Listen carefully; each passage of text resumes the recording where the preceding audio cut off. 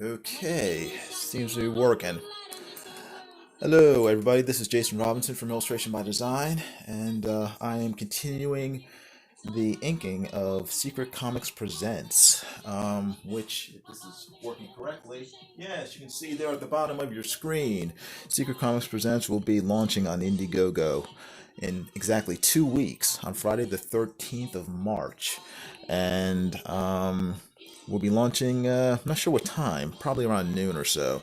But keep your eye out for it. We'll be, Nasser and I, the writer, will be talking about it in the coming weeks, and I will be drawing pages for it, like here. And are you now exactly down to the second? What does that mean, Zimbo? Not sure exactly. Can you be more specific about what you're talking about? But yes, I am on now. Oh, we'll be in 2 weeks to the second. Well, I don't know. I have no idea. I have to talk to Nasser, the writer. So I'm not sure exactly when in 2 weeks we'll be launching it, but we will let you know in the coming weeks. Yeah, I'll let you know in the coming weeks, so you will know exactly what time, what second, what minute to go online and order the book. So let me get to the chat so you can actually, so I can see what's going on. All right, cool. I need to time you down to the millisecond. Yeah, we got to work that out, and then we'll let you know as soon as we know. So, but until then, I will be continuing to draw the book, and you guys can watch and ask any questions you have, and yeah. So that's that. Anyway, hope you guys are doing well. Hope you are ready for the weekend. Should be pretty good. And Nasser is actually at C2E2 in Chicago this weekend, and he's going over there. So, in case you didn't know, C2E2 is a comic book convention, sci-fi convention in Chicago. Nasser is going to it this weekend, and he'll be checking out all the cool stuff that they're offering. And I don't know, I'm going to try to get him on maybe tomorrow, and he can tell us what he's seen, who he's talked to during his time at the convention, and all that stuff. So, Zimbo 5521. Oh, is this Yash? If it's Yash, say yes. Yash is an old friend of mine from high school, and he's into horror comics and stuff like that. So, um, okay, it is you. Okay, cool. Um, so, well, Yash, you'll hear all about this in on Facebook and stuff. So don't worry about that. But anyway, in case you haven't seen any of the stuff I've drawn so far, Yesh, here's the second page that I'm now inking. And where's the first page? It's right here. Oh, here it is. Here's the first page. So I'm working on it slowly but surely. It's getting there.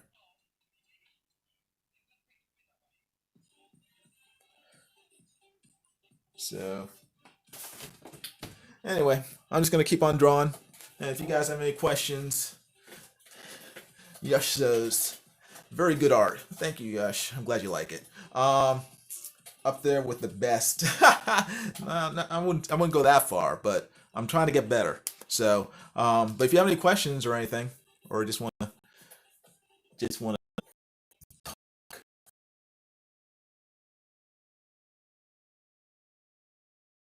draw, and I'll be listening to music too, so I don't get bored.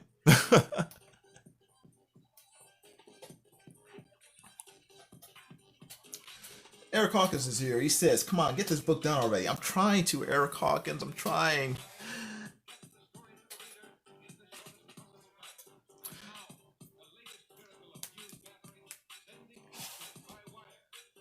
Let's see. Is this? Can you guys see what I'm drawing? Or worst part is trying to get this thing in screen, so you guys can actually see what I'm doing. Let's see. If I pull that down to an area where I can draw, can you see it? Hold on.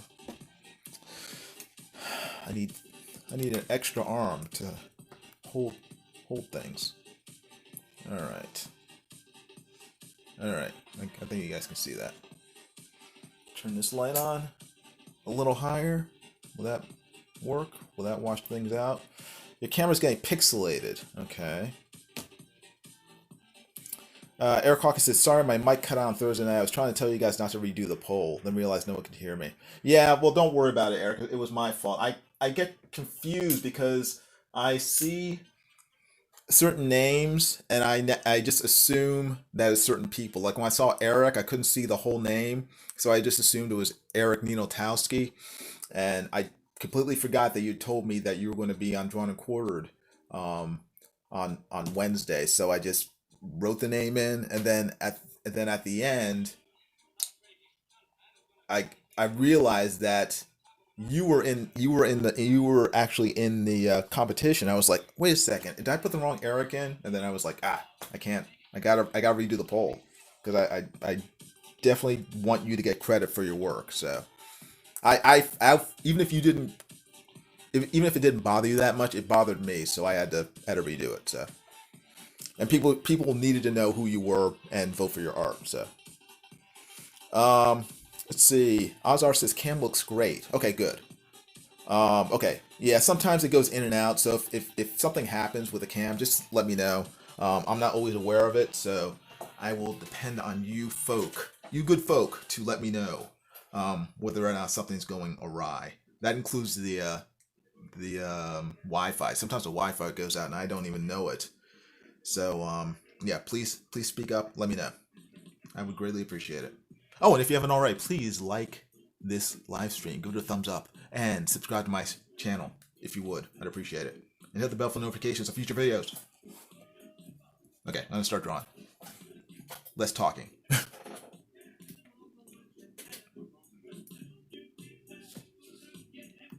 Yeah, it was a fun time. Yeah, Eric, I really enjoyed it. I was very kind of flattered that Edwin asked me to dive in. So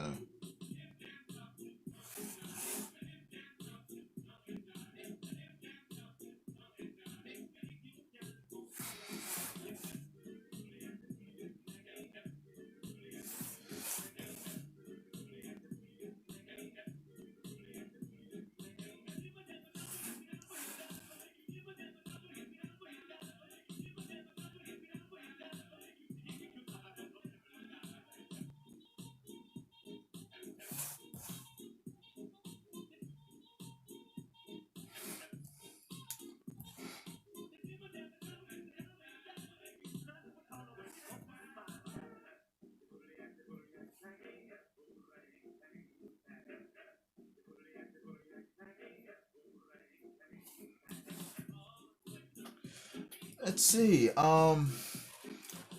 Yeshax asks, does inking cost a lot, and that's why it was skipped this time, or was it simply a design choice? I'm not sure I understand. I'm inking right now. Are you talking about coloring?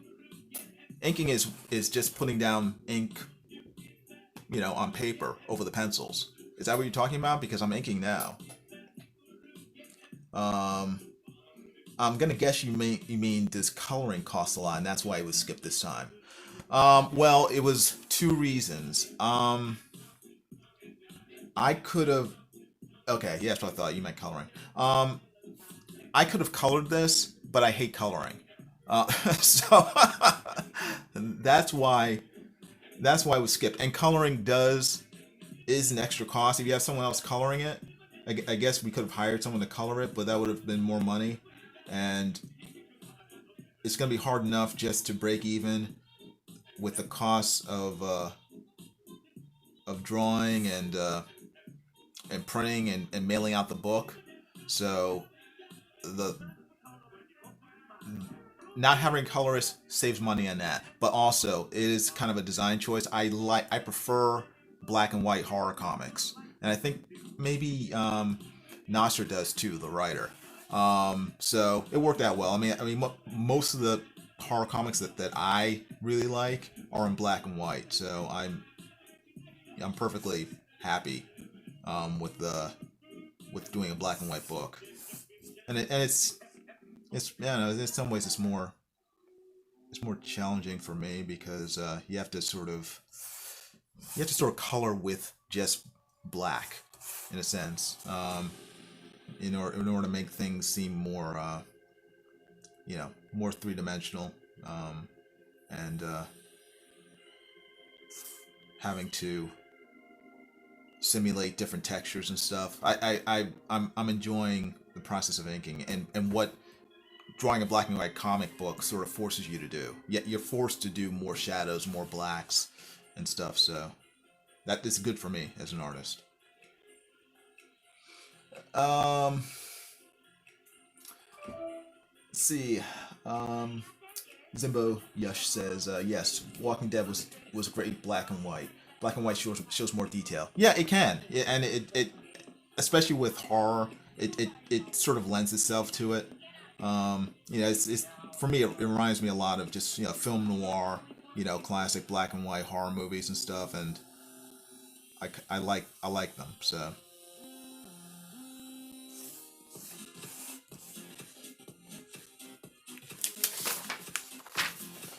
sorry, I need a sheet of paper so I don't smudge my pencils as I'm inking.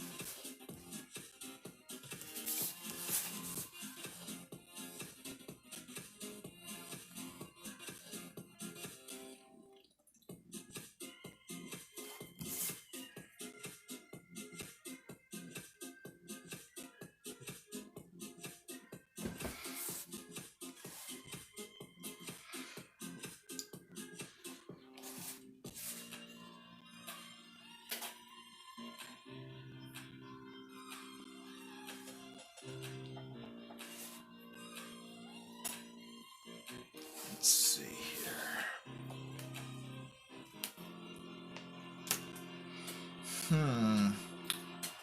Where's the pen that I own? Oh, there it is.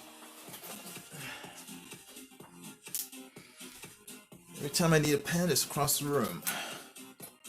Hiding. Let's see.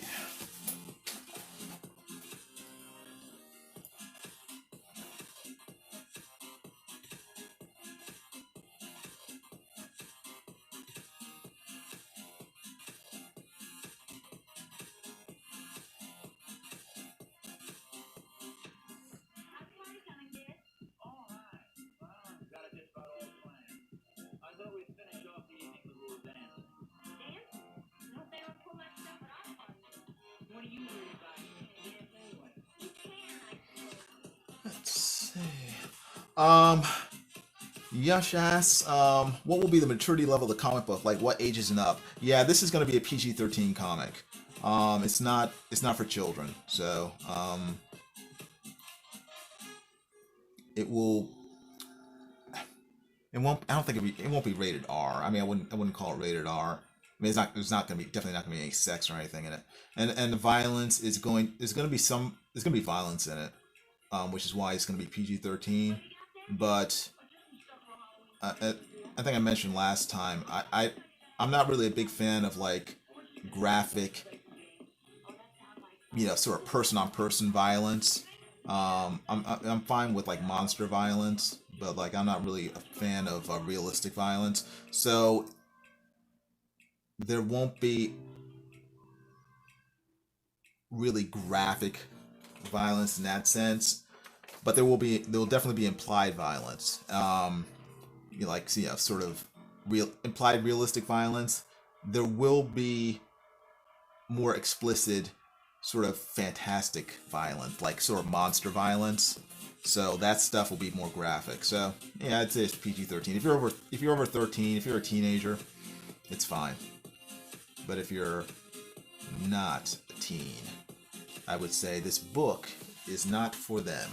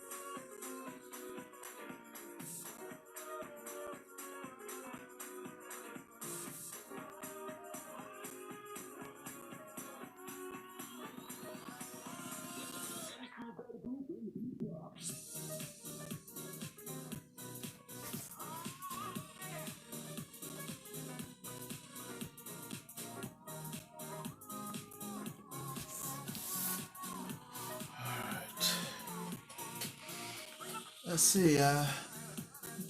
Zimbo says, "Yeah, it sounds cool. I love anything with monsters. Always been into creature features, films, and comics. Yeah, I like them too. So I want it to be, I want it to be fun in the sense of monsters. Um, so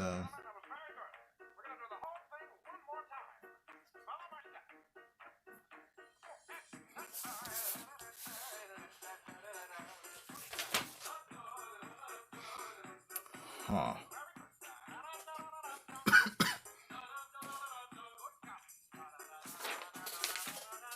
Will this be a series then? How many issues do you anticipate? Well, this is going to be the first issue. I think future issues, also written by Nasser, will be. I'm drawing this whole book, this first one. I think future books will have different artists inside the book because it's an anthology. It's going to be several different stories. I think in the future he's going to have a different artist on each story instead of just like one artist, me, doing the whole thing. Um, and Nasser's sort of just getting back into writing comics. So I think this is going to be sort of a trial run. If this goes well, then he'll sort of branch out into more issues and more artists, and I think even more subject matter. Maybe not just horror. I'm not sure exactly what he wants to do. So so let's sort of wait and see. But I think it will be better if he has different artists on it. I think I guess me personally, I like anthology books where you see different sort of creative teams working on it. It's cool when one person's drawing it, but I think it's more interesting when you have multiple people drawing different stories and stuff. So.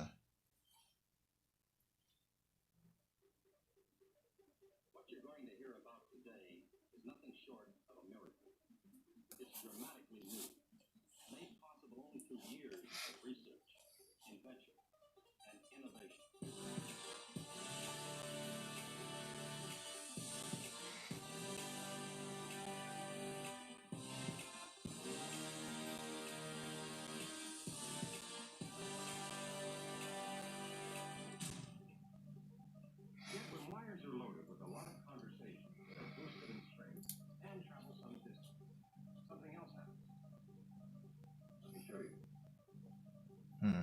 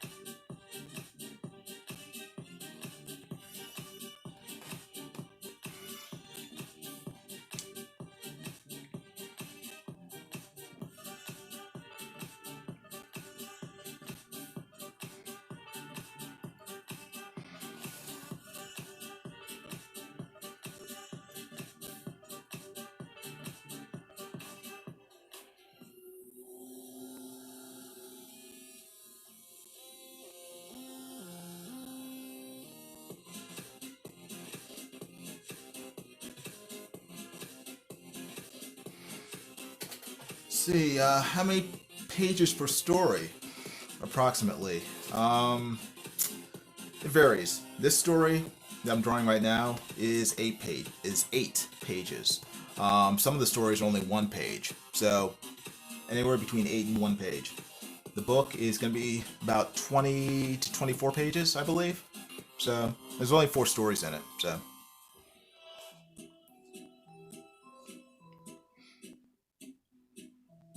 they are short stories.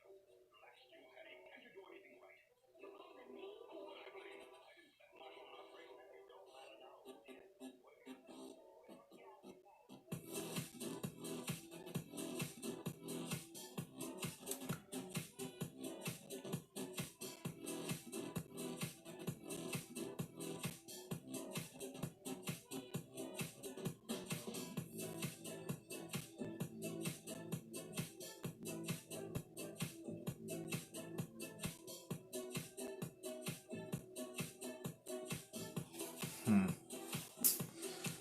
Hmm.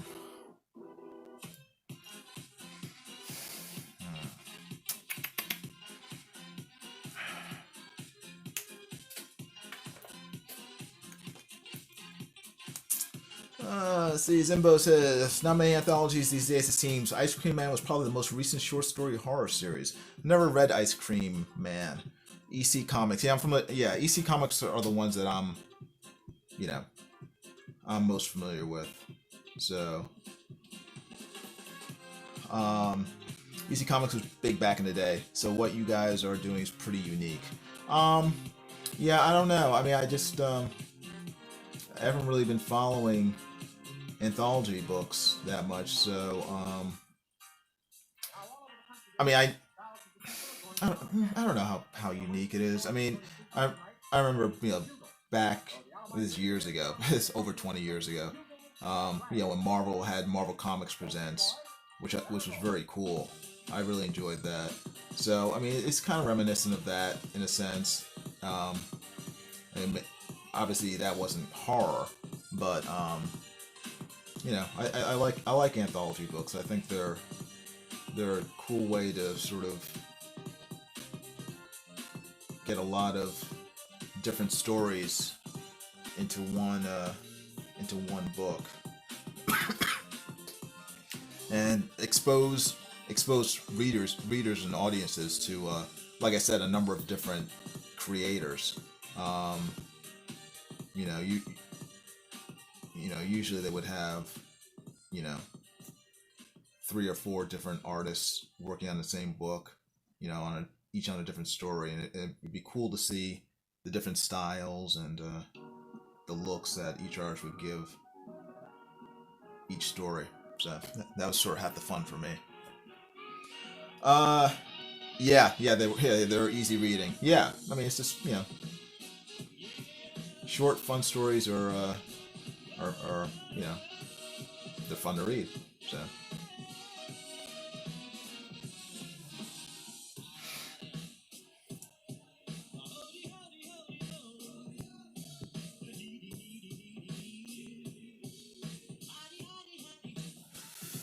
let's see.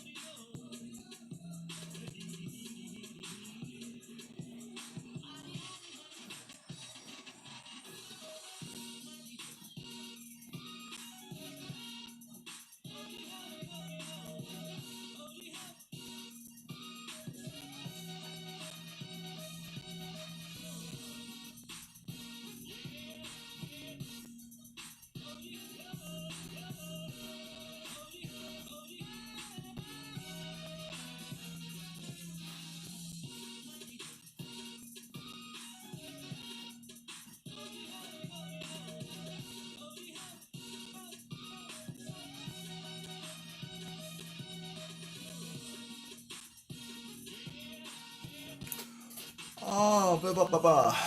Simple says, not trying to jinx you, obviously, but if you mess up even a little, do you have to start from scratch for that page again? No. No.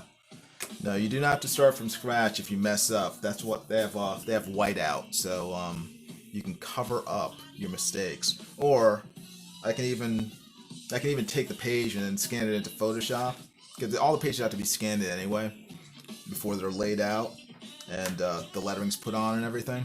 So even if I messed up an entire panel, if I messed this entire panel up, I could just redraw it on a separate sheet of paper and then keep the rest of this page and then just drop this one panel into Photoshop. It wouldn't be that hard. So that's how you would do it. That's how you would fix it. That's if like a catastrophic. The only way I would have to redraw the entire page is if something happened to the entire page. Like if I had like had a brush and the whole thing like exploded and covered the whole thing in black ink, then I'd have to redraw it. But outside of that, it's pretty easy to fix. It's a pain. It's a pain in the butt to fix, but it's not that difficult. So I don't worry about really catastrophic things happening. It's just a headache of having to fix it when you're inking, and I don't like fixing big mistakes like that, because it just takes time away from actual drawing.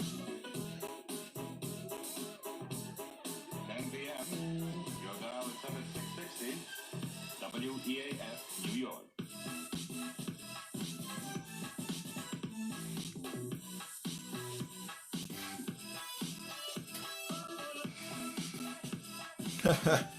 Pain in the butt is at least better than having to do over. That would majorly suck.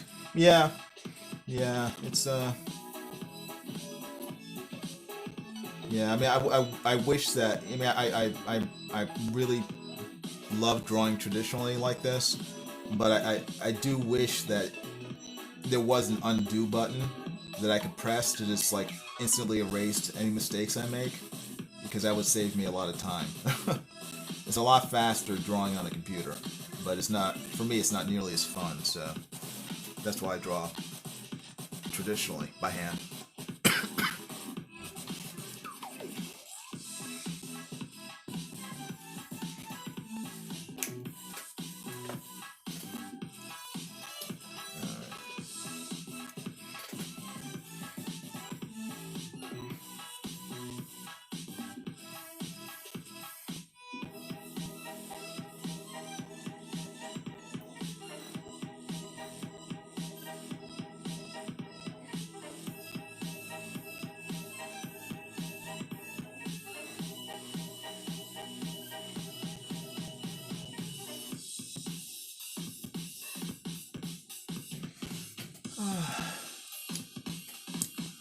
You have to have phenomenal hand control to do what you're doing. Need very steady hands. You could be a surgeon. Um, it's just practice. This is like anything else. I mean, you do, you have to, yeah, you just have to practice. Because the hardest thing for me with inking is, because it's such a pain to fix things, is to lay the brush down and have it give me the lines that I want. Because if I don't ink for a while, I get scared when I get back into it, and my hand, just out of nervousness, will start shaking and stuff. And to get over that, it just takes practice, and eventually, you gain the confidence that you're not gonna screw up as much as you think you will. So that's where that's the hard part. Just sort of convincing yourself that you're not gonna mess up as much as you think you will.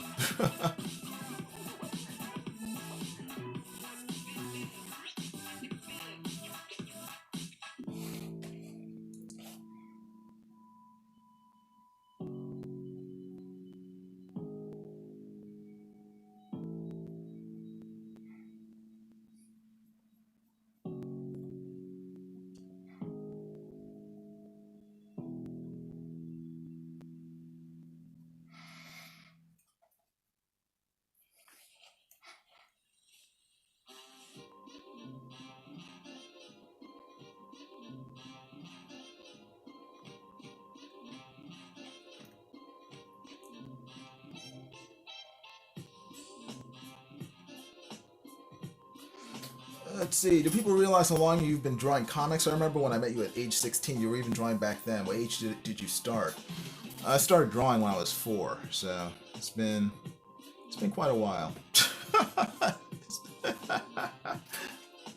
But I think most artists, start drawing when they're kids. So I don't think anyone's really surprised that I've been drawing for a long time. The scary thing is how little I've improved since I was 16. I haven't really gotten that much better. So maybe I haven't drawn enough, because I kind of think I should be a lot better than I am right now.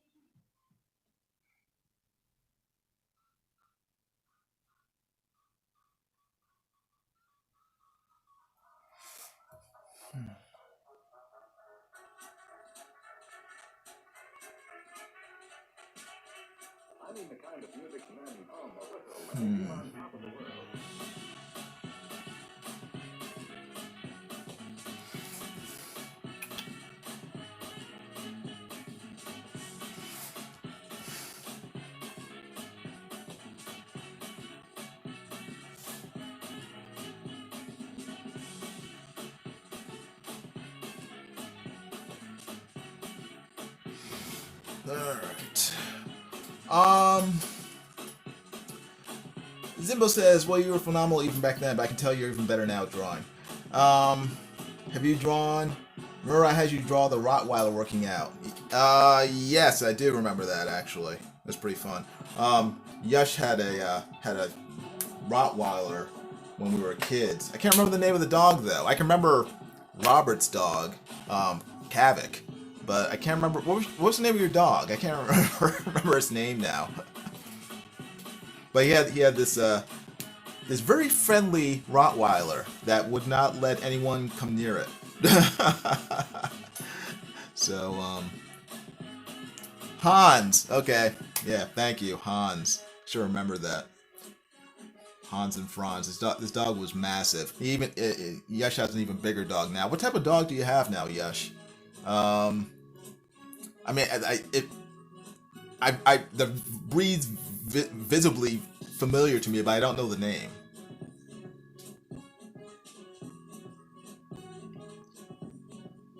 Is this some sort of Mastiff? I can't... It's hard for me to tell. But he has this huge, like, gray-black dog now. So... Oh, it is a Mastiff. Okay. Neapolitan Mastiff. Cool. Very cool. How old is he?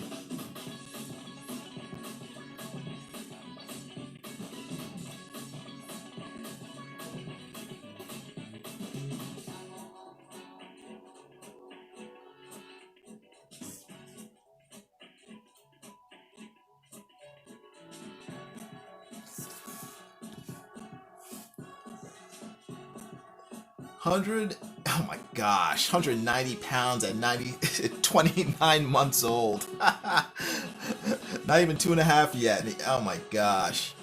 You gotta be kidding me. Much bigger than Hans. Yeah.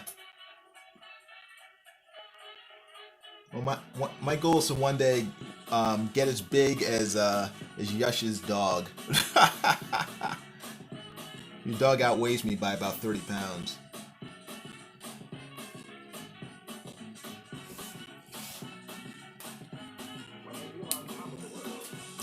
His head is about 3 times the size of Hans's head. Wow. Man. I'm assuming you're the one who has to walk that dog.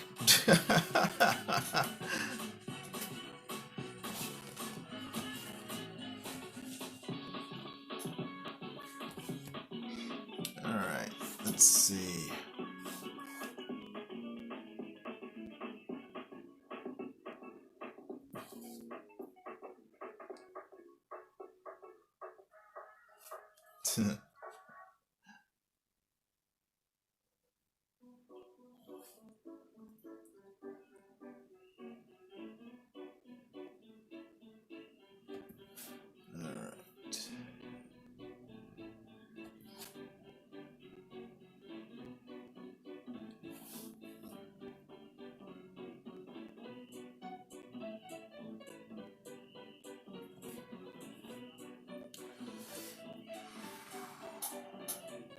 Alright, let's see.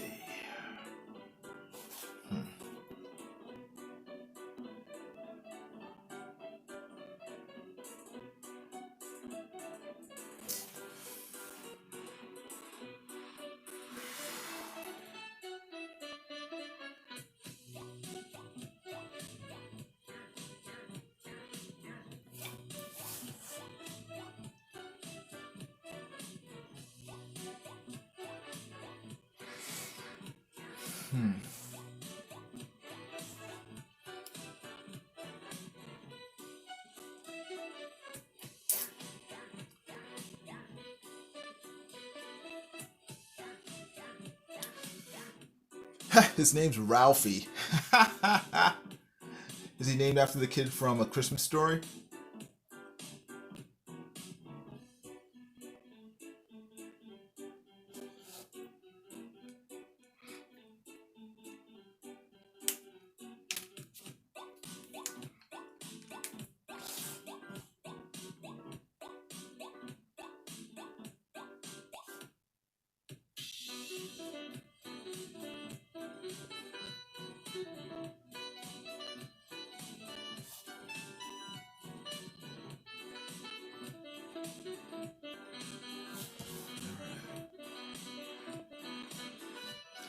Oh, Ralph Mouth. Okay. That's funny. Happy days.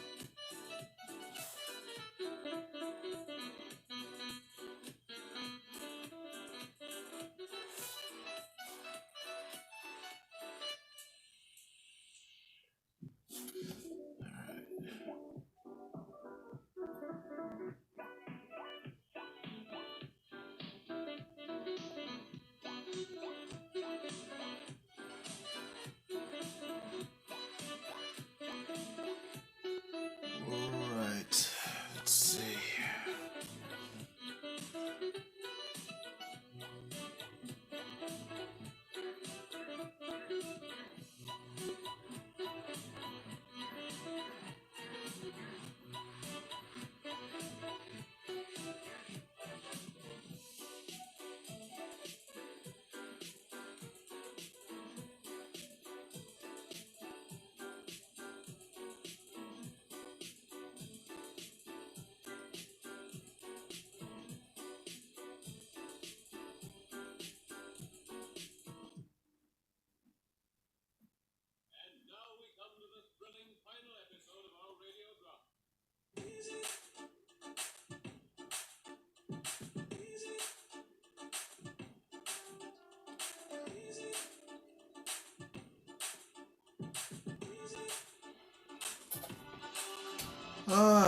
See, Yash says you're still in the same place in Florida. I mean, same city. I don't know if I should say details on here, so I'm being vague. Well, no, not. I live in Delray, the next town over. So, um, yeah, I've lived here for about uh, almost 20 years now. So I would like to, I don't know, eventually I'd like to move somewhere with a little different climate. I mean, weather right now is nice because it's fairly cool. It's like in the 60s, but for most of the year it's so hot in South Florida that I spend most of my time inside, so it's not ideal for me. Hey, Fly Fox Pro is here. How you doing? Yeah, I mean, I mean, it's a great place to live. It's just the temp. It's just like I said. It's like it's summer 95% of the time here, which sounds great, except for the fact that summer in Florida is like in the 90s and high 80s with really high humidity, and then it's just like crummy. It's not really fun to be outside in the summer here. So if we had more seasonal weather, it would be a lot better. So I don't know. At some point, I think my wife and I will probably move somewhere further north. Don't know where, but we'll see. I think a lot of it depends on money. Can we afford to move and buy a new place? So I'm hoping so at some point. I don't want to live here in our current place for the rest of our lives. So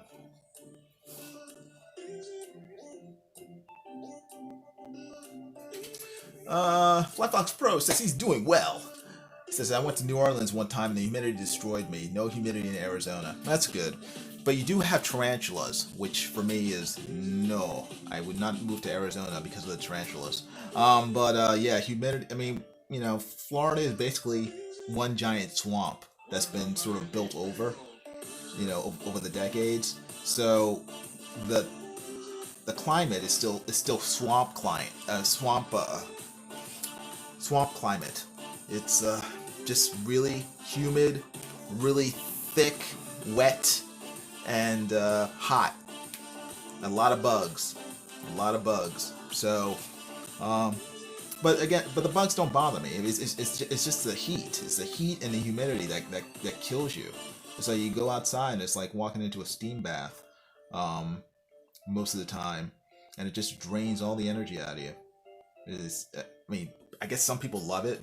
People who I don't know, who either have spent their whole lives here or are used to colder climates. Some people love Florida weather.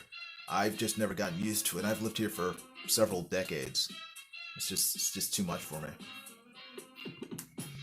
Oh, and scorpions and rattlesnakes. Well, we have scorpions in Florida, and we have moccasins, water moccasins, which are kind of like rattlesnakes, but we don't have to deal with them because so much of South Florida is built up. It's only in the and more rural areas of Florida that's more swampy that you really have to deal with those things. So they don't bother me that much, but spiders, no, I am not a fan at all. So I can deal with rattlesnakes. I can deal with something's happening. Okay, it's a colder climate. Florida State is so much better. I don't know about that. I don't know. I don't know if I'd be able to deal with Washington. It's a little too California for me. So, Washington has mountains, oceans, cool, moderate climate, evergreen. Yeah. The climate, the environs are much more to my liking. The thing I don't like about Washington is sort of like I guess I'd say the political climate is not to my liking. It would drive me nuts. I couldn't live there.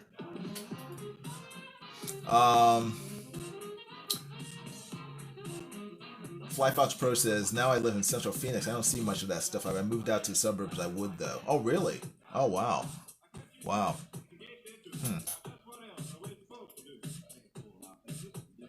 Yeah, it's weird. Like where I live, it's very suburban, but you drive out west, maybe 20 minutes, you're basically in swampland. You're in the Everglades. It's kind of weird. Flyfox says it's a concrete jungle here. Oh, okay, cool. Yeah. Hey, Gus Tyler Bush is here. How you doing? Good seeing you. Hope you're doing well. Hope you're ready for the weekend. Live in a place that's conservative like I do. Do best you can do is find a conservative town in Washington, but the state is liberal government.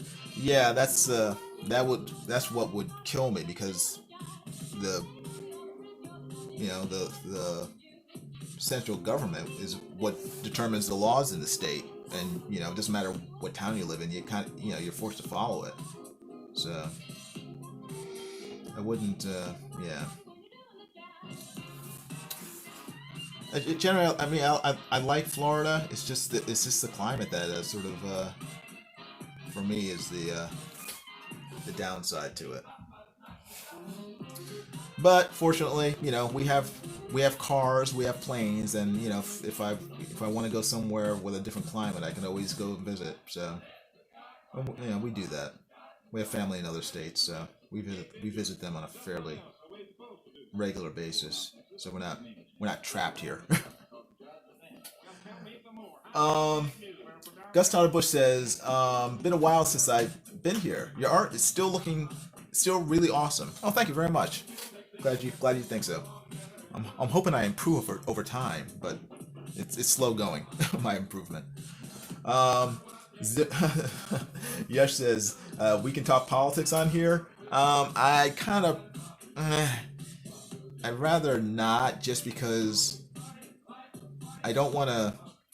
I don't want to turn off half of my audience who may not agree with my politics or the politics of other people. I kind of just want to. I just want this channel to sort of just be about, sort of drawing pop culture fun stuff, and politics can kind of get.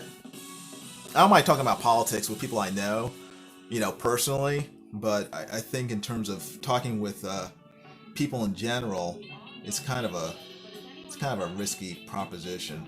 It's I know myself that whenever I see artists or writers or celebrities who talk about politics, if I really like them, I'm like, ah man, I wish you wouldn't like talk about it, because it kind of kills my, you always have an image of like what someone's like, and I don't want to turn people off unnecessarily with my personal views on things about like politics and stuff. It's just kind of, I don't know. I rather the channel be fun. If you have any questions, I mean, you feel free to ask. I mean, I'll try to answer them, but I don't know. I'll probably be very cautious in how I answer. Let's put it that way.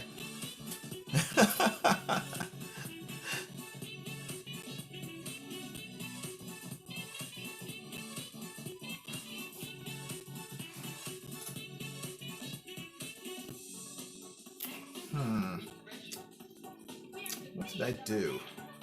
I messed up somehow.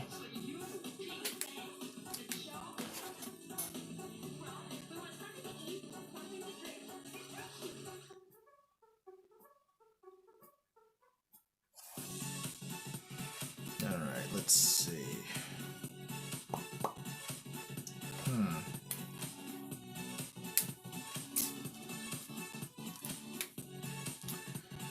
Zimbo says understood.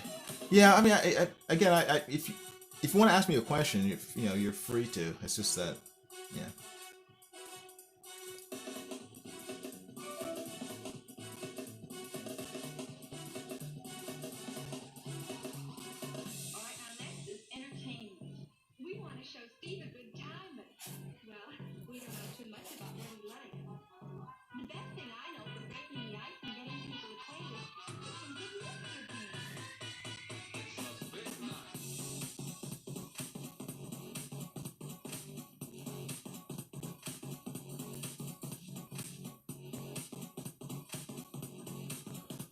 Okay, one question, then I'll stop.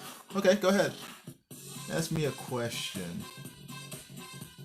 As long as it has nothing to do with the cube root of certain numbers. In that case, I'll probably cheat and Google it.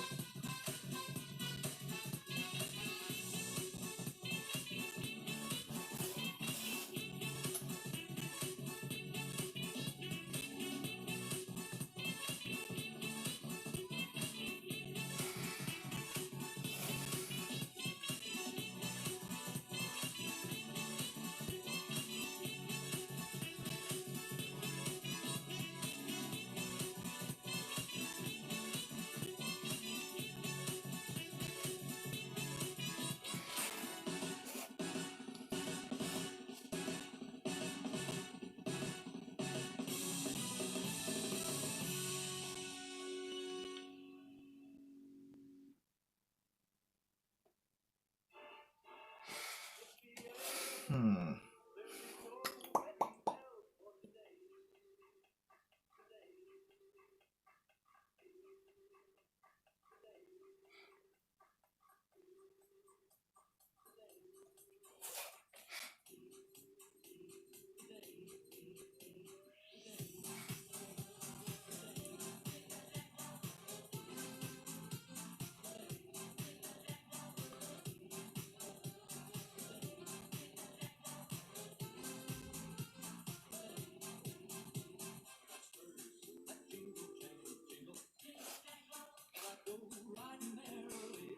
Alright, let's see.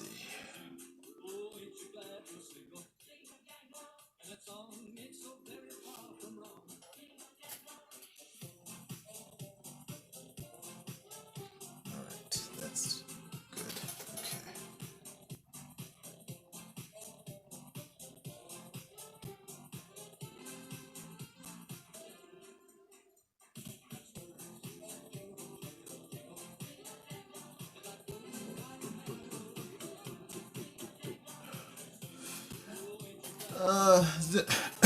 Zimbos asks if Sanders wins. Hold on one second. I had to get a drink. Sorry.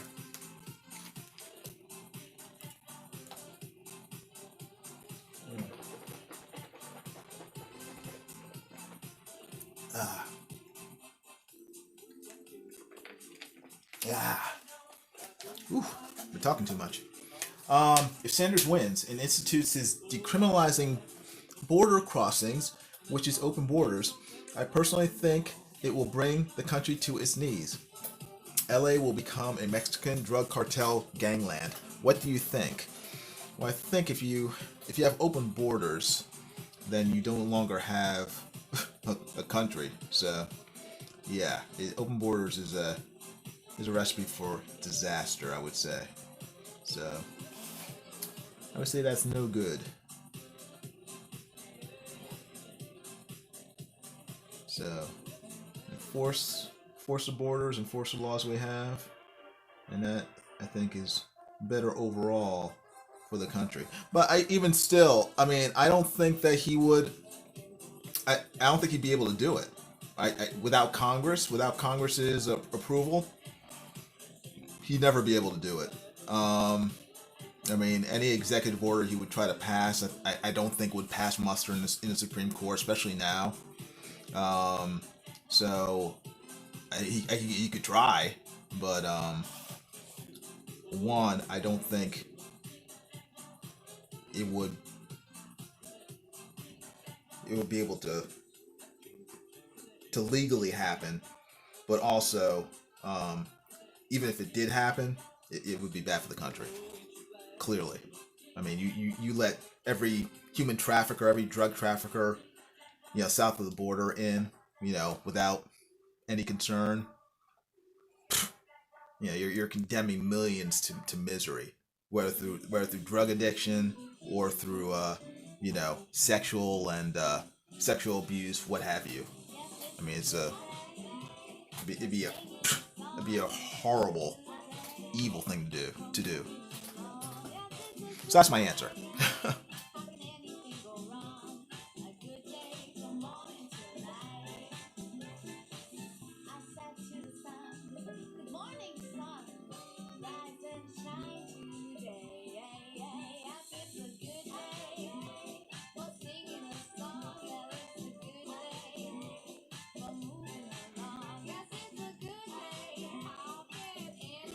Huh.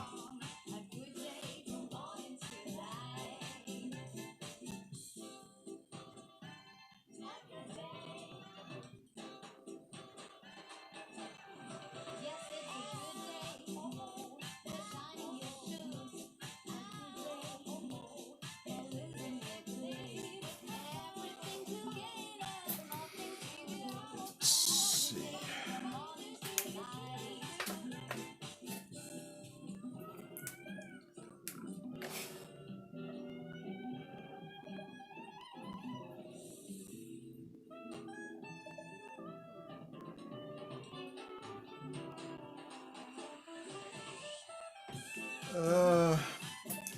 I agree. That's my biggest concern with the Sanders presidency.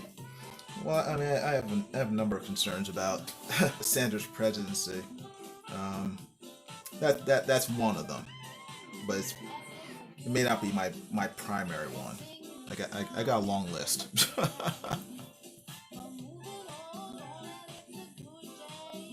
Although, if anyone wants to buy my Bernie Sanders T-shirt, which I'm selling right now, please feel free to. You can find a link to it in the description of this video, I believe. Hold on.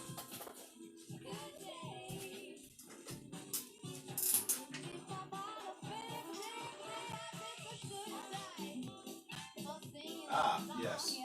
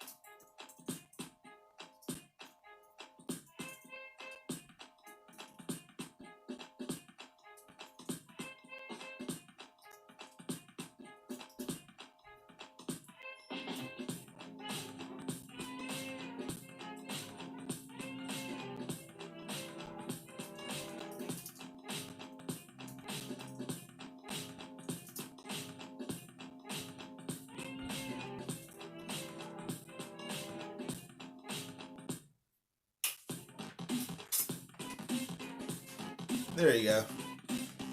Anyone interested? Go and take a look at my Bernie Sanders T-shirt. Now on sale. Actually, my mom made me make that. Actually, 4 years ago, and I thought it was funny. I thought it was a fun T-shirt. So even if you don't support Bernie Sanders, it's a fun T-shirt. So take a look. Let me know what you think. Food in Florida is so much better than food on the West Coast. Even the bagels alone are 10 times better than the bagels here. Food is the one thing you wouldn't miss if you moved to the West Coast. Well, why is the food so much better over here than on the Barry Sanders? There you go. Cool. Eric, buy the T-shirt. He's going Super Saiyan. So Barry Sanders. Yeah, why is the food so much worse on the West Coast? Is it because they have weird restrictions on what you can buy? What's the deal?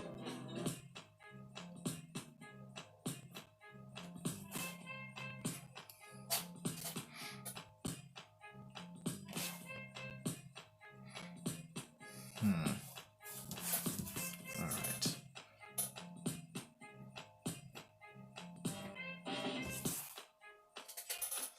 Conservatives lost their minds the other day. What happened? What happened, Eric? A lot of things I haven't been keeping up on, so.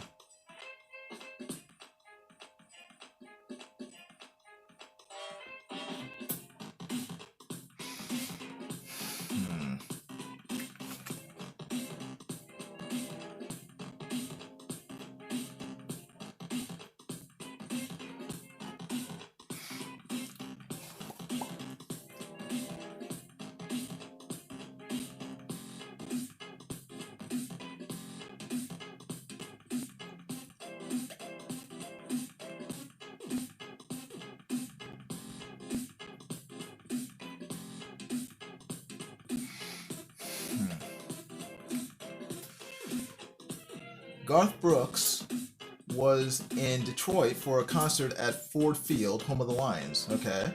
Garth posted a picture on Instagram of him wearing a Barry Sanders jersey. Since Barry played for the Lions, was the best running back of all time. Okay, so I don't understand. I don't follow football, so I don't. You'll have to explain it to me. Why would anyone be upset about Garth Brooks wearing a... Because it was established earlier by ethnicities such as Italians. What? Okay, I'm confusing two different things. Sorry. And my tablet just screwed up. Oh, Eric says people assumed it was a jersey for Bernie Sanders and started attacking him in the... Okay, people are just stupid then. Why would anyone think that Bernie Sanders played football and was a running back and had a Lions... played for the Lions and had his own jersey? Why would anyone think that Bernie Sanders... Has anyone actually seen... Have any of these people actually seen what Bernie Sanders looks like? It's yeah, I think you chalk that up to just people being just plain stupid. It's like what I saw that poll that came out today that 38% of people who drink beer refuse to drink Corona beer because of the coronavirus. That's just being dumb. That's just plain being stupid. So I don't I can't really, yeah. I don't know. I don't know what to say about that. But there's gonna be a certain number of people who are just plain stupid and don't think. Eric Hawkins says it was hilarious, just ridiculous. Garth and Barry Sanders have had a good laugh about it though, saying they should run together. They should, seriously. Hey man, I would have T-shirts made up if I were them. That'd be hilarious.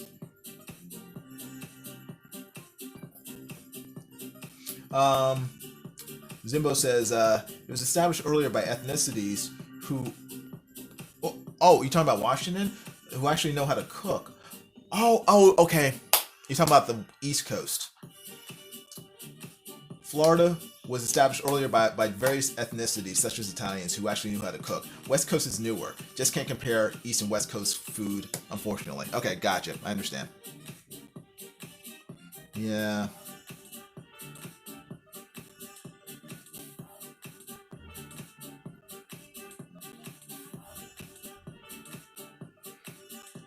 Yeah, I've never really had a desire to live on the West Coast. It's just,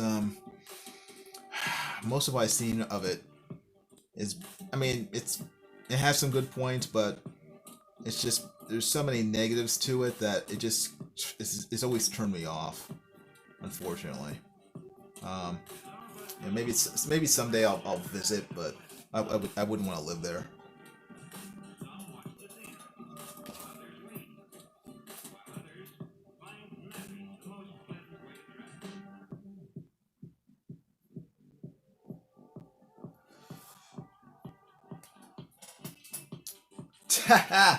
Dillard Draw says, yeah, we don't want you here. Good riddance.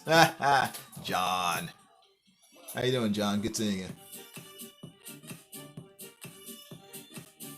It's always good when John Dillard shows up.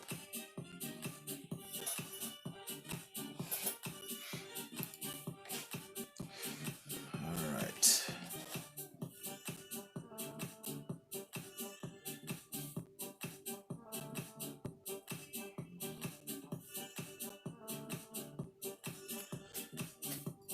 West Coast, the nature and scenery is amazing. The climate is amazing. The politics suck. The food is okay.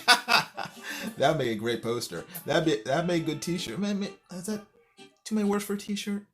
Maybe. Maybe there's some way to shorten it.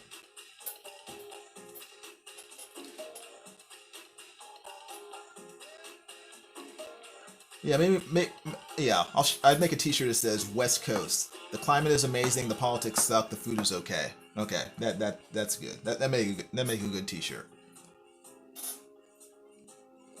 But the West Coast does have great Mexican food. That's probably true. And I imagine it probably has pretty good Asian food too, because there are a lot of Asians in on the West Coast. So yeah, maybe just depends.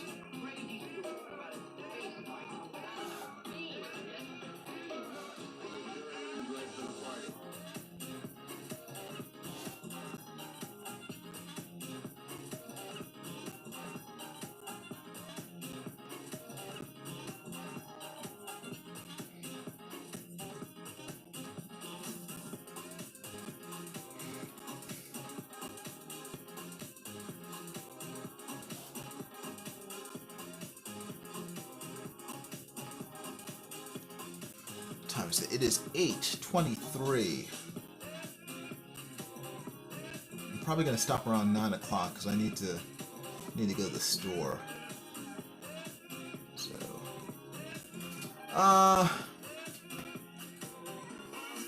Yosh says, nah, they try to make the Chinese food here too authentic. Not enough fat and salt in it. So the Chinese food is too Chinese for you? Is that your complaint? The Asian food is too Asian for me. It's not American enough. Dag nabbit. Not enough fat and salt in it. East Coast and Chinese food is extremely Americanized. Lots of fat and salt. Yeah. Eric Hawkins says, oh yeah, that's where the American Chinese food started out there on the West Coast.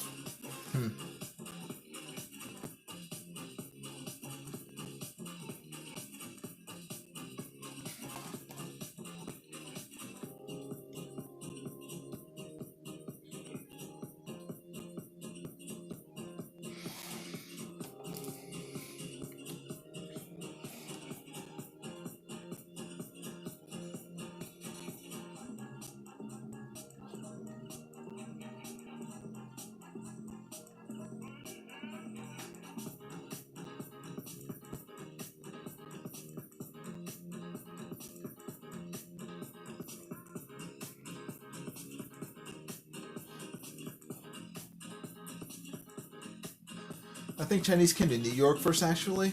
Well, I don't know about that because Chinese helped build the railroads and stuff back in the 1800s and everything. So I think they were. I mean, obviously, the West Coast is closer to China than the East Coast, so they had to have landed on the West Coast before traveling to the East. Unless they went the long way around. And came through Europe in order to land in New York.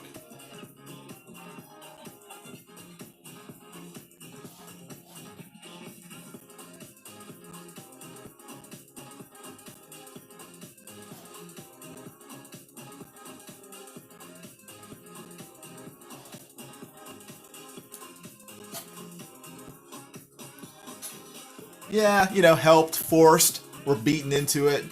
Tomato, tomato. So like how my ancestors helped pick cotton for hundreds of years. We helped.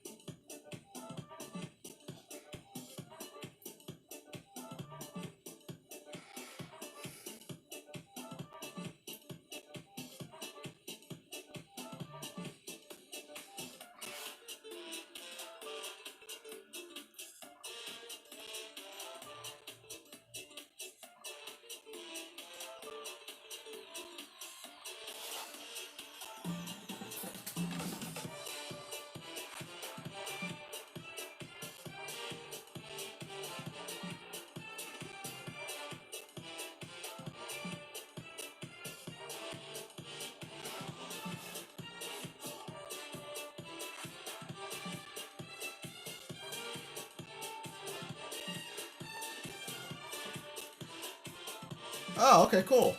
Oh, wow. Okay, that's great. Live very close to Canada. I would like to visit Canada. I've always wanted to. Well, at one point, I wanted to live there when I was a kid, and then, and then I grew up. But no, I've always wanted to visit Canada. It looks like a really nice place. So um, he lives 8 minutes away. Cool. Wow. Very cool. Yash says he's talking about Indians. In terms of what? Okay. I missed what you said before. Indians were brought to British Columbia as sort of slaves on farms long ago. Lots of Indians in British Columbia. Yeah. Yeah, Indians. Gotcha. Yeah, the North American Indians were already there before the Pale Faces showed up. Eric Hawkins says Canada is very clean, polite, and cold. LOL. Yash says socialist country. Both are true. But yeah, I would like to visit Canada. It seems like, like you said, Eric, it seems like a very clean, polite, and cold place, and that all kind of appeals to me. Eric Hawkins says, hey, I resemble that pale face remark. A lot of people do. Richard says, oh, cool. How you doing? Good seeing you. Rick from How to Draw Comics here. This is good work. Oh, thank you very much. It's very slow going work. So, but I'm glad you're enjoying it. Unfortunately, I can draw and I can talk, but I do both at the same time very poorly. So when I'm talking, I tend not to draw because my brain can't split the difference and multitask. So one suffers when I'm engaged in the other. So when I'm drawing, I usually don't talk, and when I'm talking, I'm usually not drawing, which isn't necessarily good YouTube, but yeah. Hopefully I'll get better with time. Richard says it's hard to talk and draw at the same time. Most streamers have that issue, myself included. Okay, I don't feel that bad, but I have watched a number of YouTubers who are really, really good at doing both, but I think it's because they've spent years sort of doing the convention circuit, and so they've spent years drawing while talking to people walking by and interacting with them, so they're very good at doing both. So I have not yet acquired that skill though. So Nick C is here. Good evening, Nick C. Good to see you. If you are new to my channel, please subscribe and hit the bell for notifications of future videos. I think it still says that at the bottom of the screen in really, really tiny type.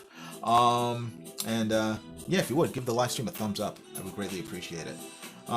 If you can't read that type at the bottom of the screen, this comic book that I'm currently drawing will be launching on Indiegogo in exactly 2 weeks on Friday the 13th of March. And it's called Secret Comics Presents, and it will be a horror anthology drawn by me, as you can see, and written by Nasser Rabadi, who has written a number of other comic books, and actually he's written a number of novels too, so which you can find on Amazon.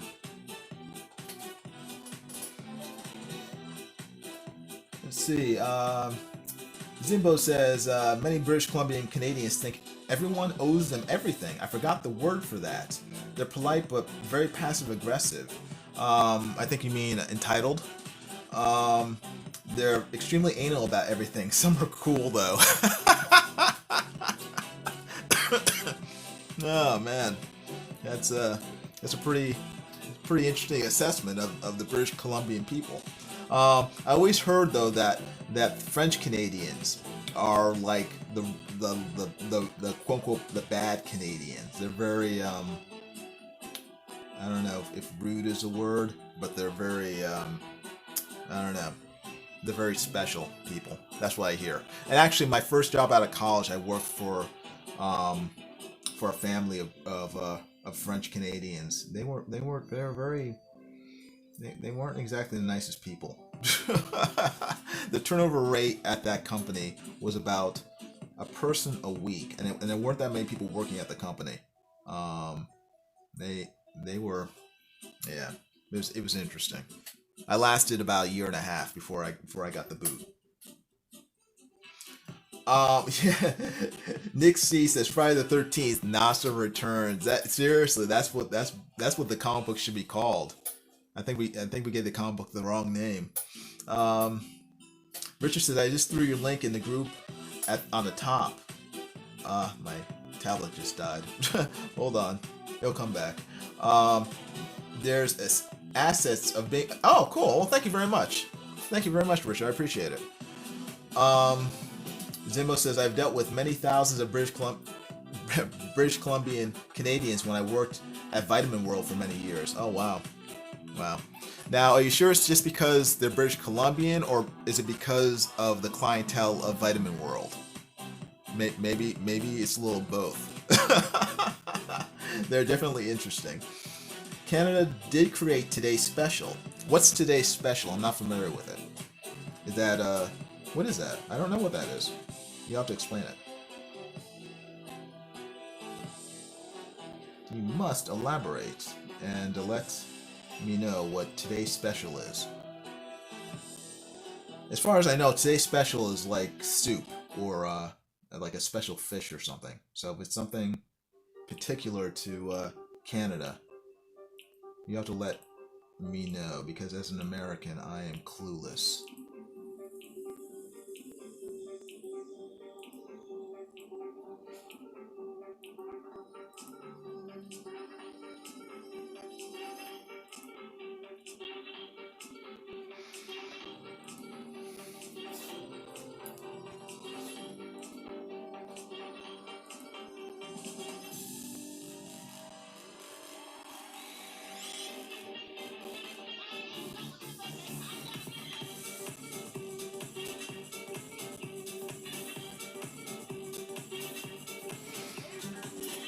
Today's Special was a children's TV show. I used to watch it as a kid.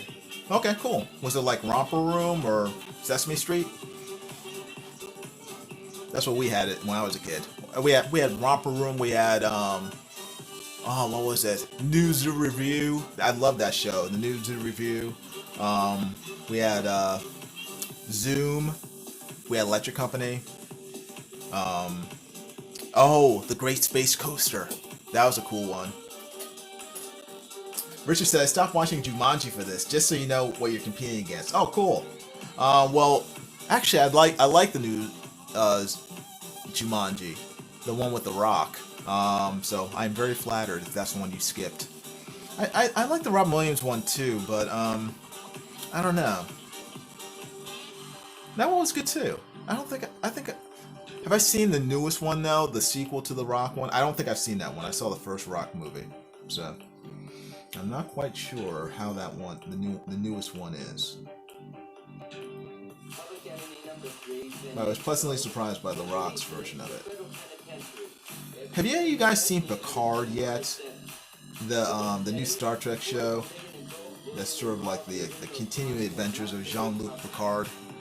I've been watching it, and I I don't know. I want to like it because I love that character. I love Star Trek, but it's been kind of a disappointment to me. I didn't know if any of you guys have seen it yet. Oh, 321 Contact. I love 321 Contact. Yeah, that was a great show. But maybe because I love science and stuff, so I was really into it. Um, Zimbo says Fraggle Rock was the best. I didn't see Fraggle Rock when I was a kid because it was on. Was it on HBO? It was on pay cable, and I didn't get it. My family didn't have pay cable when I was growing up, so I missed it. I mean, I was familiar with it somewhat, but I never really watched it. Richard says, never been a big Star Trek fan. It never really got a big hook here in Europe, Scandinavia. Oh, really? Oh, that's a shame. Um, I really liked the the Next Generation, the one that came out in the '90s or actually late '80s. Um, I used to watch it with my dad, and we both just I don't know I just thought it was really good science fiction. Um, so when I heard that Picard was coming out, I was really excited and hopeful that it would, it would have the same flavor, and it has the same, some of the same characters, but it just seems very, I don't want to say shoddy, but poorly thought out, I guess I'd say. In some ways, it seems kind of lazy watching it, and it's just like, I like the last episode I saw was a week ago, and I was just really disappointed. It just made the characters seem really silly and kind of ridiculous to my mind. So I was disappointed, and I've been disappointed with a lot of what they've done with the show. But yeah, I'll keep watching it. I'm kind of a Trekkie, so but it's just I don't know. It could be a lot better. Could be a lot better. Um, Eric Hawkins says, I think it started off really strong, but it's gotten kind of slow. I haven't watched past episode 4 or so. Yeah, watch episode 5. I mean, like I said, I mean, I was watching.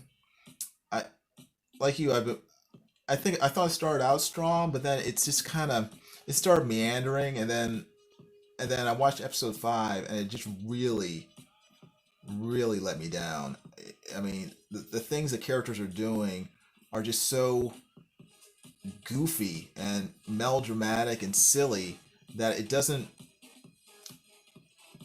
just doesn't jibe with this. I guess the situations they're supposed to be going through and dealing with. It just seems ridiculous to me, and I don't know. I don't know. It just is leaving a bad taste in my mouth.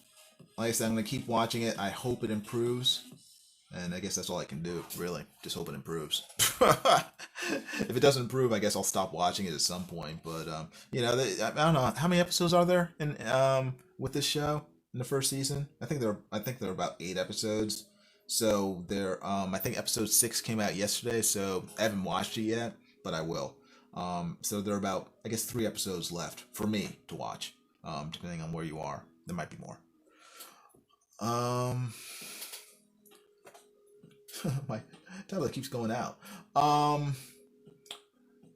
Zimbo says Tales from the Dark Side was awesome. I still watch it. Yeah, I love Tales from the Dark Side. What I really love though is again, it's sort of Tales from the Dark Side is sort of based on it, is the Twilight Zone. The Twilight Zone for me is the best sci-fi horror. I guess you can. I'm talking about the original Twilight Zone, not the new one or the one from the '80s or whatever. The classic one with Rod Serling. That thing is timeless. I wish every show, sci-fi horror based show, was as good as Twilight Zone. I mean, you watch it today, it'll still scare you, it'll still unnerve you, it'll still make you think. I mean, nothing has come close to being as good as Rod Serling's Twilight Zone. I mean, I think it's just it's just a work of genius. I mean, maybe it's just like a lightning in a bottle type thing. But yeah, nothing comes close to it for me. Um, Richard says I started watching Altered Carbon on Netflix. Immediately fell in love with it. I haven't watched it. I've heard of it, but I'm not really sure what it's about. I'll have to check it out. I mean, there's so much content out there that for me anyway, it's impossible for me to follow it all. My mom keeps telling me about certain shows, and I'm like, "Oh, okay, maybe I'll check it out." But it's, 9 times out of 10, I don't, just because I just don't have time to watch all of it. So, but maybe one day I'll get around to watching a lot of this stuff.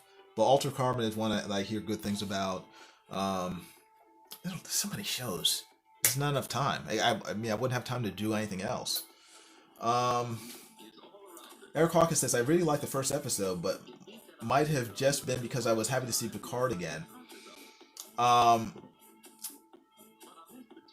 well, the first episode of Picard was good. I liked it. And there's certain characters in the show that I really like. Like, I really, really like Picard's, I guess the only thing I can call them are his maid and butler. I mean, the Romulans, but I'm sure they have names, but I can't remember the names. But those characters are very funny, And I like sort of their hidden backstory. If you keep watching the show, there's more to them than just sort of getting Picard's tea and stuff and being snarky. I mean, they're very interesting characters, and I wish there was more of them in the show. So, but I mean, the premise, I don't know. The premise for Picard is a little odd. They sort of retconned the relationship between Picard and Data, where you know apparently now Data was supposed to be Picard's best friend, and he was never Picard's best friend in the TV show. He just he was another crew member. I mean, they didn't hang out or anything, but this new show sort of sets them up or rewrites their history where Picard is like they're like buddy buddy, and Picard was like really really close to Data. I keep wanting to call him Data. I don't know why, but so that's a little weird. But I don't know. I would encourage you to watch more episodes and let me know what you think, Eric. Um, you might have a different opinion than me, and you might really like it. So, um, Nick C says I enjoy Quinn's videos, but he couldn't be more wrong about Star Trek Picard. Yeah, Quinn is very Quinn has a very what's the word I'm looking for? He's very hard nosed once he gets an opinion about something, and he has gotten stuck on the idea that Picard is the best thing ever, and that if you don't like Picard, it's because you have some sort of I guess quasi political reason for not liking Picard. It's like no, it's just Picard is not really a great show. It's not. I mean, when I think of all the I mean, Star Trek's has had a lot of spin-offs over the years. I mean, they've had everything from DS9 to Voyager to Enterprise to the new Star Trek, Discovery. It's had a lot of spin-offs. Picard, from what I've seen of it so far, is one of the weaker spin-offs from Star Trek. It's not a great Star Trek show. I would put the Next Generation, Voyager, DS9, and Enterprise above Picard. Um, I haven't seen all of Discovery, but I didn't really like Discovery, um, so maybe I can't really talk about it as much. But I've seen all the other shows, and they're all better. They're all better than Picard at this point. Picard is again seems very, but just I don't know, just the storyline and also the writing, the special effects is all it all just comes across as being kind of lazy, and I don't know why that is. Like on the ship that they're using in Picard. Um, there's no real set for it for the spaceship they're flying around in. I mean, it's basically it's an empty room with with three chairs in it and a blue screen that simulates some sort of fancy sci-fi background, but it's obvious that it's a blue screen. There are no consoles for the people to manipulate to steer the ship. All they do they hold their hands up in the air, and then the special effects people sort of digitally superimpose graphics that they touch. There's no physical set for them to interact with. They're basically in an empty blue screen room with chairs to sit in, and it's I'm watching and I'm just like, this is lame. This looks like something that someone doing a fan film would make. For a Star Trek fan film. It's not a good sci-fi set or one that's convincing to me. So it's just kind of annoying. Um, Richard says, "Tell me you've watched The Witcher, though." I have not watched The Witcher, unfortunately. I think that, well, one, I'm not really a big um, video game guy, so you know that didn't sort of pull me into it. And also, I kept on seeing a lot of stuff online about how um, Henry Cavill, however you pronounce his name, wasn't the main character of the show. Um, I don't know if that's true or not though. So that also sort of turned me off. Again, maybe I'll have to go back and watch it. A lot of times it's like, I just sort of, I'll hear things or I'll read things on the internet, and I'll decide to watch something or not based on that rather than firsthand knowledge, and that's probably not the best way to go. So yeah, I haven't watched The Witcher. Um, it, but I also don't have Netflix, so I would have to I'd have to delve into my yearly free month of Netflix and then watch it then. So I usually once a year I will take advantage of the free month of Netflix that they offer, and then my wife and I will binge watch all the stuff that we haven't watched all year. So um, so maybe I'll do that. We can watch the latest season of The Crown, and then we can watch The Witcher, and then a bunch of other stuff. The problem is that my wife gets hooked on Korean romance dramas, and she will stay up all night watching them, even though she has to work the next morning. So I don't know, sort of a double-edged sword. We get to watch lots of cool stuff, but then my wife is she'll end up being a TV addict for a month, and then yeah, then she'll go through withdrawal, and she'll get the shakes and everything, and then it gets ugly. Um, did you watch the animated Beowulf movie from 2007? Oh, are you talking about the CGI one? Yeah, yeah, I saw it. It was good. I enjoyed it. Beowulf is not just some goofy story. Yeah, yeah. I mean, yeah. First piece of English literature ever. I think it is, or it's one of them. It's up there. Um, Picard's dialogue is soap opera bad. Yeah, it is. It's pretty cheesy, corny. I mean, I watch it. I'm thinking like, is this the same Picard that I grew to love back in the 80s and 90s? Because it doesn't seem like it. It seems like a really weird version of Picard.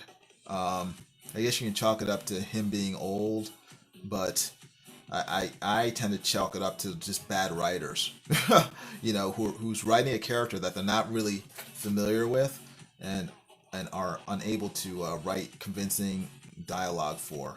Um, I don't know. I just think it's a really poorly written show. Comic Legend says, "I hope that you finish this project. After you finish this project, you write your own short story and illustrate it all on your own."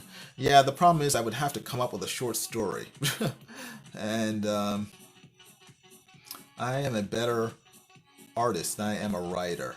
I mean, I guess I guess I can write, but it's just for me, it's coming up with a story that I think is original and interesting enough, and not just cribbed from someone else or as an obvious copy of someone else. I kind of it's kind of my I don't know, like it's personal, maybe a personal pet peeve. I can't call it a pet peeve because it doesn't make me angry, but it's just it kind of it it, it kind of turns me off whenever I see projects that are a little, kind of obviously derivative of something else.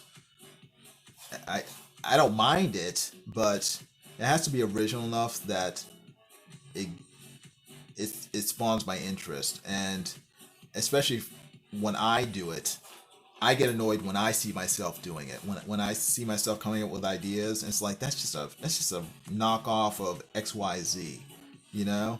It's like I should be able to do better than that. So far I have not done better than that. So that's why I have not come up with anything on my own.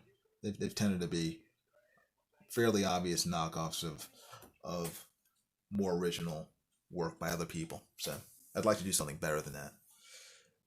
Um, Richard says The Witcher is based on the books, not the video game. Cavill is the main character, alongside the two other important characters from the books. Okay, Okay, then I guess I'll check it out. According to most internet, The Witcher is the best book to TV show adaptation that has been made. Have your wife come up with a K-drama short story that you can draw. No, I will not do that. Yeah, no, no. I don't need her looking over my shoulder for hours on end while I try to draw a K-pop drama. Comics Legend says you can come up with a short story. I just heard you talk about shows and movies you like. Your wife can help you. It does take a bit of work, but you can do it, man. Yeah. It's just it would take quite a bit of thought on my part.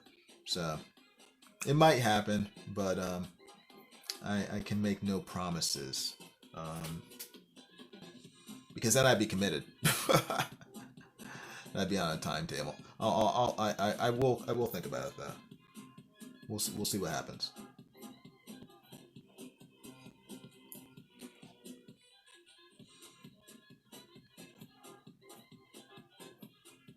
What time is it? Oh, it's almost 9. Okay, so I have about 10 more minutes that I will be drawing, and then I'll be signing off.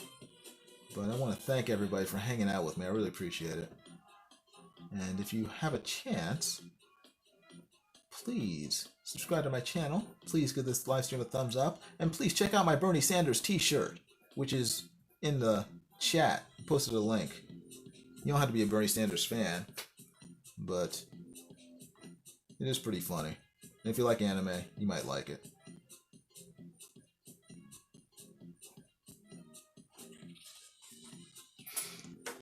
Did you? Oh gosh, you're killing me here. Comics Legend says think positive. I will try to think positive. Comics Legend. But I was just reading Nick C's thing. Did you hear Jean Grey, Cyclops, and Wolverine are all lovers together? SJW Marvel continues. Yes, garbage like that is why I stopped buying Marvel comics. I'm trying to think. What's the last Marvel comic I bought? I can't remember. Talking about current Marvel comics. I stopped buying current Marvel comics back in 2011. I think right before they revamped Miss Marvel Warbird into a feminist psychopath, Captain Marvel. That's what killed my interest in Marvel comics, and it's only gotten worse over the past decade. So turning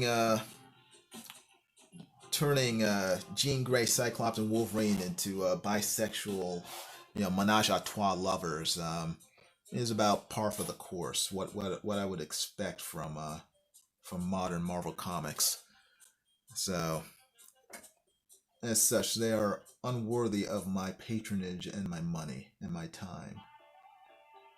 There are far better comics that I could be spending my time and money on than that sort of revisionist garbage. So I will avoid it. Same thing. It's the same thing. It's the same garbage that that had them turn Iceman gay.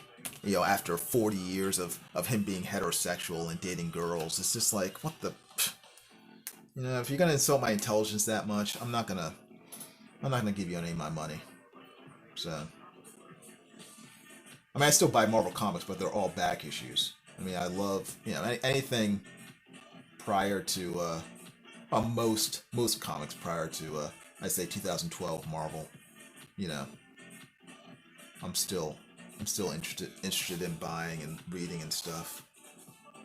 Of course, there are always issues like that stupid what was it? One More Day, where Spider-Man sells his marriage to the devil, in order to save Aunt May for the 500th time. It's like Aunt May's like dying, and he says, "Oh, if you save Aunt May, then you can wipe out my marriage and my future child." It's like, what the frick? You're making a deal with a literal devil, to save your decrepit Aunt May, who's dying for the 10,000th time. Just let her go. Sheesh. Ridiculous. Marvel's done plenty of stupid things in the past, in the past in general. So, but you know, the stuff they've been doing over the past, I say, decade has been like the worst. Completely made it unreadable for me.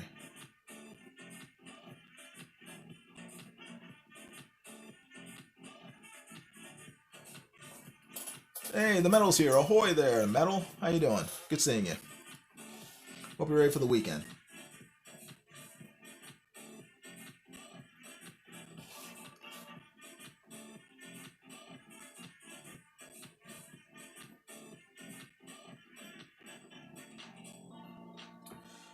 Hey, Eagle 43's here. How you doing, Eagle 43?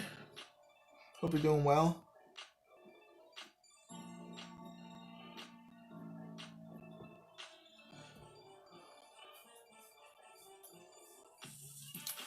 Nixie says, I've been reading through back issues of the original Fantastic Four. Now I know why Marvel called Fantastic Four the world's greatest comic magazine. Yeah, I mean, it's a great comic. I loved it. Yeah, it is a great comic.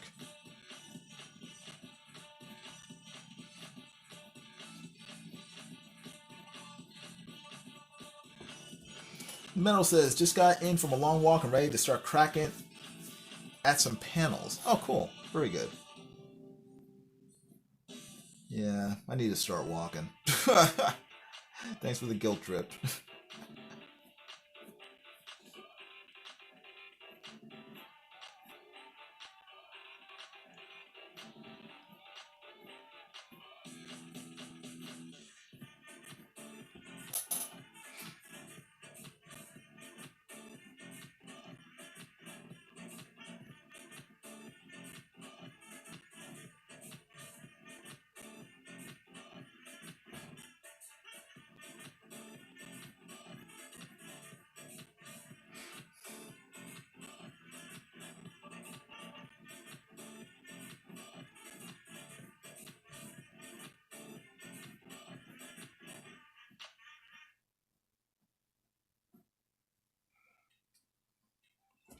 I go on a walk just about every day. It helps me focus and keep life adventurous. That is very good advice.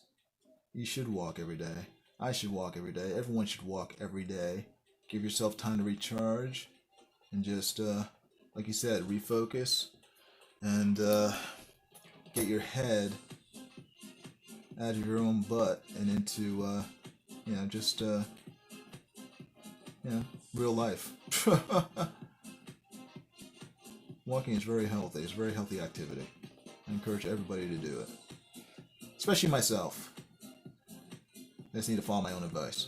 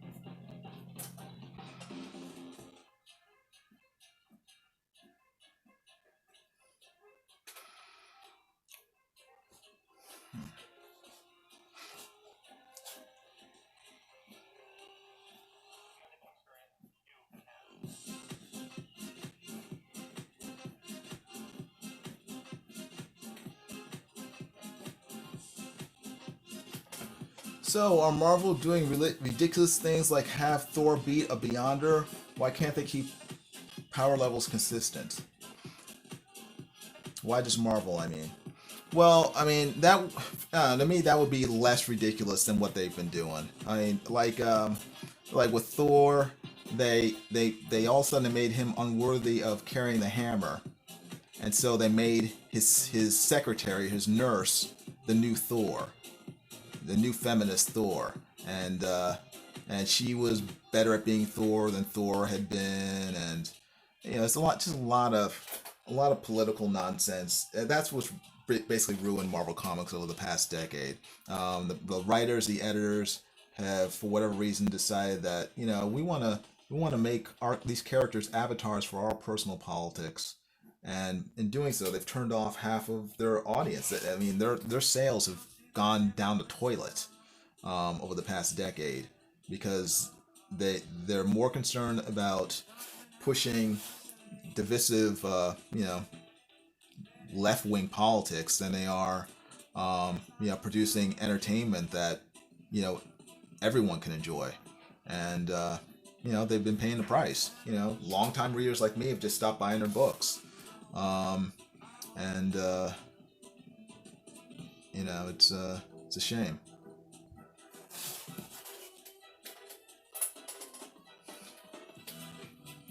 So I think they're doing. I mean, and plus they've hired a lot of really poor writers, a lot of poor artists over the past decade. And again, a lot of the reasons have been political. They pick people who they find on Tumblr who happen to have certain politics, or they have identity politics that the editors like. They'll hire someone because they're black, because they're a woman, because they happen to be gay, and not because they're talented, not because they're the best person for the job, and and as a result, they ended up with a lot of crappy books, a lot of crappy characters.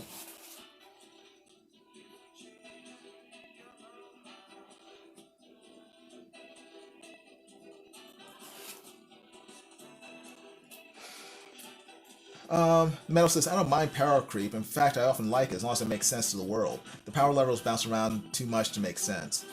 Yeah, I mean, I don't. That doesn't bother me either. I mean, if Thor somehow became powerful enough to beat the Beyonder, or the Beyonder became depowered enough for Thor to beat him, that's fine. I don't mind that. I do mind it though when they arbitrarily decide to make, Thor's secretary, his successor, and they cut off his arm and so all of a sudden make him like some sort of loser.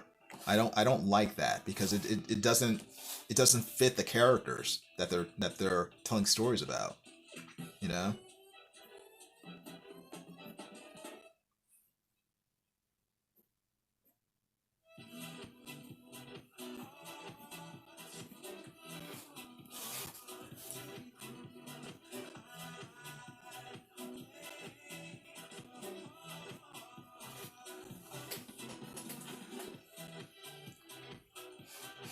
Oh, what'd I do? What'd I do? Oh, I messed up. Oh, no.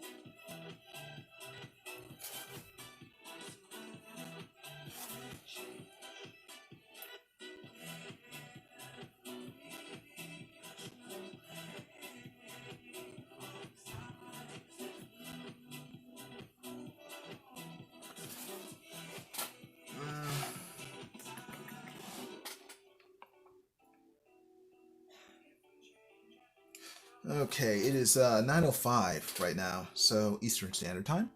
Your time may vary, but I have to sign off now. Obviously this page isn't done. I haven't really inked that much. So it's I tend to work a little slow, and me talking sort of slows me up even more. But I hope you enjoyed this little inking session. I'm gonna try to come back later on tonight and continue the page after I go to the store and get food and stuff. So if you haven't already, please subscribe, hit the bell for notifications, so that when I do go back on, you will get the heads up that I'm back on. You can come back, watch me continue working on this page, hopefully finish it, and and then we'll go on from there. I will be also live streaming tomorrow, and again, continuing to ink, draw more pages. So I want to thank everyone for hanging out. I really appreciate it. The Metal says, I think a big issue is that there's no longer such a thing as a continuity editor, or more so the editor-in-chief that should have the role don't care at all. Yeah, that's a major issue. They've been hiring really crappy editors, a lot of unqualified people to be editors, and the editor-in-chief is not keeping firm reign on the ship. So everything's sort of going askew, and people are doing whatever they want, and there's no one to sort of crack the whip and say, "Hey, come on back to reality. These aren't the books that we're supposed to be putting out." So, but anyway, I want to thank everyone for hanging out. Yush, great seeing you here. Thanks for coming, and hope to see you in future live streams.